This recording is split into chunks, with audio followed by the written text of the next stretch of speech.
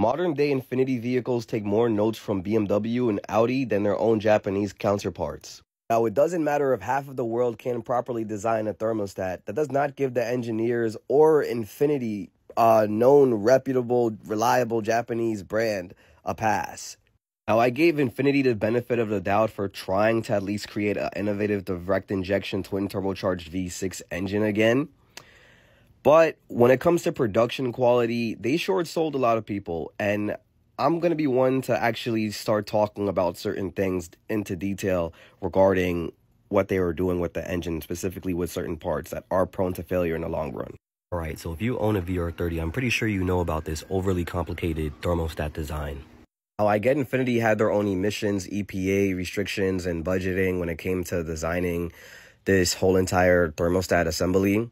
But when you take a deep dive and dismantle, you'll see a lot of different failure points that will come with this in the long run. Example, if you previously owned a VQ, because this is a very similar situation dealing with plastic and hot coolant and hot engine bay and everything, you already know what could happen. The VQ's heater hose is prone to failure due over time because the plastic cannot take that heat and thermodynamics over time. It's going to just crack over time.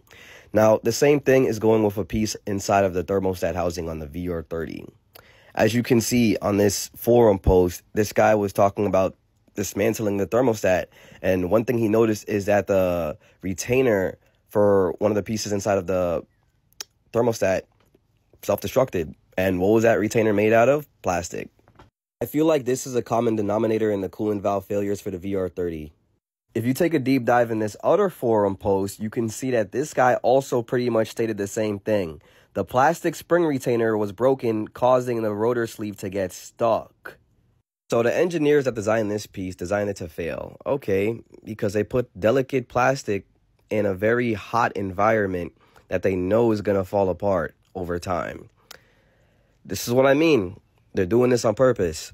And if you're not following to the importance of that one multi-water control complicated piece, how it affects your car is two major symptoms a lot of people have is that their car starts overheating, like it's this example, and or they get a check engine light because the ECU is just bugging out when it comes to the controller of that valve inside of the thermostat. You got to remember, this part is not made by Nissan. Nissan outsourced to another company to make a part for them. You could see Vallejo name right on the thermostat housing.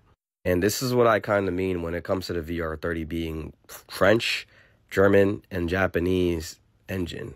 I'm not discouraging anybody not to get a VR30. It's your choice to do whatever the hell you want to do with your money. But I am saying that this car, in the long run, with a lot of pieces that are prone to failure, are going to fall apart in the long run. All of those rubber pieces, plastic pieces that are on a major component of the engine, eventually is going to have its time that it's going to need to be replaced. In some places, it can't even be really replaced. Like that thermostat location. You might just have to get a whole entire multi-water valve control.